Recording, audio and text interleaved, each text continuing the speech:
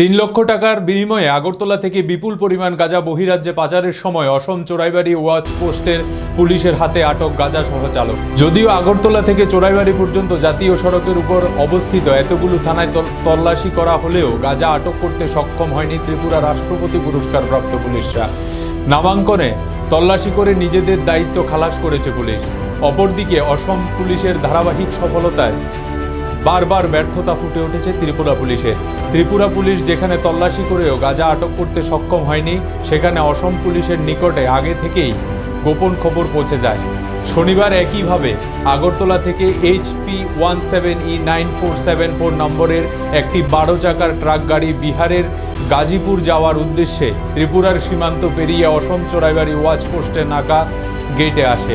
অপরদিকে ইনচার্জ প্রণব মিলি দলবল নিয়ে আগে থেকেই উত পেতে বসে থাকেন।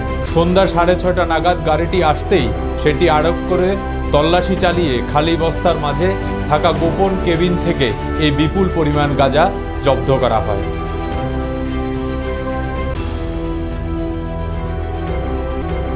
এটা সিক্রেট ইনফরমেশন পাই HP 17E9474 এখন 12 চকীয়া গাড়ী আমাৰ ইয়াত ডিটেইন কৰিছিলোঁ আৰু ডিটেইন কৰোঁতে আমি গাড়ীৰ পৰা সিক্ৰেট চেম্বাৰৰ পৰা আমি 92 পেকেটছ টোটেল 806 কেজি গাঞ্জা ৰিকভাৰী কৰিবলৈ সক্ষম হৈছোঁ।